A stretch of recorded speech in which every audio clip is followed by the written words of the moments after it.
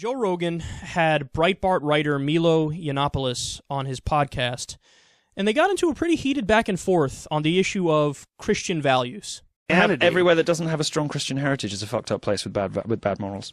That's a ridiculous statement. That's a ridiculous statement. Everywhere that doesn't have Judeo-Christian values is a fucked up place. I think that yes, I think it should be perfectly reasonable, respectable thing to say that our culture is better. I believe our culture is better than everywhere else in the world. Culture of Christians. I think Christians are running around doing ketamine and fucking each other. European and American culture, which is based on Judeo-Christian values, is better than other cultures. I think it's uncontroversial to say so. But what's based on Judeo-Christian values about being a good person? Ultimately, our it has sense, nothing to do our with sense the of right and wrong involved. comes from the Bible. What? It does. What comes from the Bible? Ultimately, our sense of right and wrong comes from the Bible. Our sense of right and wrong. I think your sense of... there's the only way that a person could have ethics and morals and treat each other well. No, I didn't say the only way. Don't you think that people understand what's good and what's bad? Listen, if we're going to have a conversation, we can't keep talking over each other like this. When someone is trying to make a point about something that's complex like this, if you think that the only way for a person to have ethics or an understanding of each other or compassion for each other is to rely on ancient myths that are easily scientifically disproven, well, that's what Christianity is. No, I didn't say that. I said that the specific set of values that you have is influenced more than you would like to admit by your Judeo-Christian heritage. It's influenced by there are certain things that I think all of us have. What you are. I mean, I might take it to extremes. Who you are, but who you are. Being a gay man who I am. that's how promiscuous. I behave. It's what I do. But that is prohibited in the Bible. Yes, but I agree that it would be better if I didn't behave like this, and if I could choose to be heterosexual, so you're a I would do so. Self-loathing homosexual. No, and I won't have this. You need to read a wonderful essay by Brett. No, I don't need to read shit. I need to know what the fuck you're saying. Okay, so Brett Easton because what you're saying is who you are. It's not prohibited in the Bible. You are, because I don't think my sexuality is an important component of my It's a huge part of you. You talk about it all the time. Well, it's a massive part of what we've talked about on the show. I think it comes up anytime you want to make a funny point. It comes up anytime you want to define your sexuality or your urges or your decadence. I think you jump to it because I think it's you. Well, I think people leap to the most different thing about themselves, or the most unusual thing about themselves, anytime they want to be funny or be, black. That's why black comedians talk about being black a lot. Chris Rock always talks about, blacks and the N-word. It's why, Muslim comedians only ever talk about Islam. It's, gay comedians talk about being gay. I think that's, you go to that because it's the most different, funny thing about you. It's a sort of a form of laziness, I suppose. So I don't know if that's particularly relevant, but... no, wait, listen, it's absolutely relevant. Well, You're supposed to be stoned to death in a lot of cultures. Well, in Muslim cultures, not in ours. Not in ours. And it's only the Muslim world that does that now. It was 11 countries. Well, they're the last ones that continue the grand old tradition of killing gay people. But that shit's been around forever. I mean, what does it say in the Bible about a man lying with another man? I think if I could choose, I wouldn't be homosexual. Really? That doesn't make me self-loathing. So if someone came out with a pill, Pfizer came out with a pill to make me straight. Does. No, it doesn't. You don't think it makes you self-loathing to hate a part of what you are? I don't hate a part of what I am. I love all of me, but if I could choose to be even better, then I would be. So you'd be better if you were straight? Yes. Wow. Anybody would be. If Johnson & Johnson came along straight and had an anti-gay pill, you would take it? Well, it would be career suicide, but I probably would, yeah. So you want to change the fact that you're gay because you don't think it's equal to being straight, but nobody's allowed to call you a self-hater or a self-loather. If that's not self-hatred, I don't know what is. You know how somebody who doesn't self-hate would answer that question? No, I'm perfectly fine with being gay, and I'd stay gay.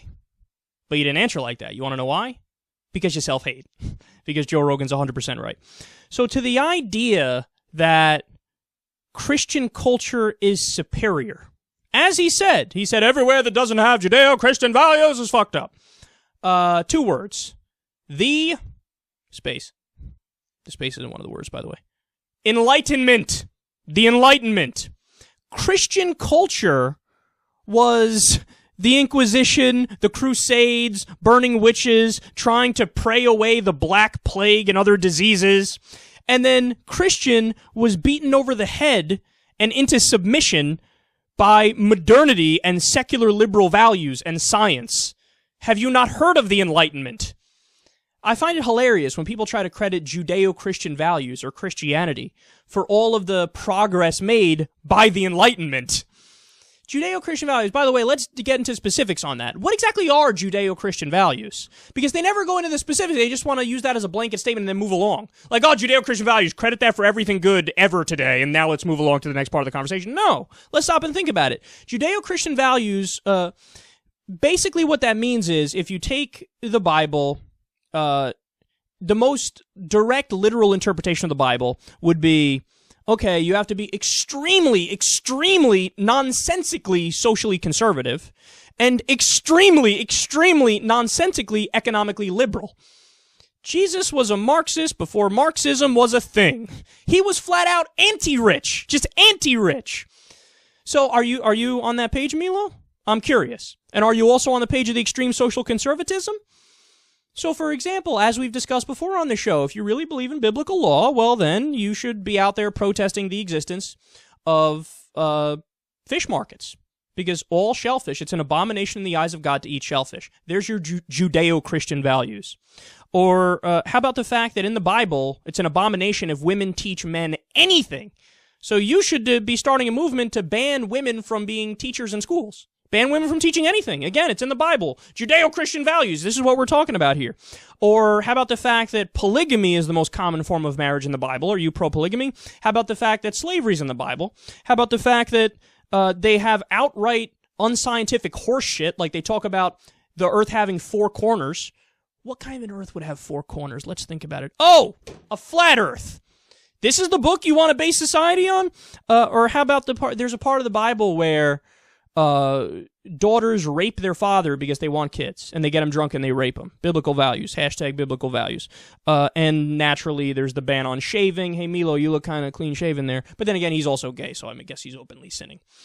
And the mix of 2 different fabrics. It's an abomination to wear that. Should we put people to death because they wear a mix of 2 different fabrics? If you actually read the Bible, the values in there are fucking horrendous. So to credit the Bible with, oh, come on, this is why we've become better, it's just absurd. And in conclusion, I'll say this.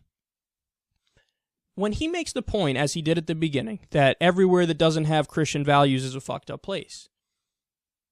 No, the places that exist today that are the most non-religious in the modern industrial world happen to be the places that have the highest standard of living and quality of life.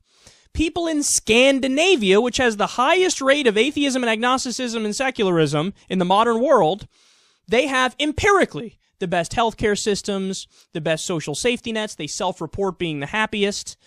We can go down a list of all these different things where they're kicking the ass of a place like the United States of America, which is an officially secular government, to be clear, but over 70% of the population describes themselves as Christian. So, bottom line is, you're just wrong, Milo. You're just wrong. And if anybody takes a look at the evidence, that's the only conclusion you can take away from this. Joe is 100% right, and you're wrong.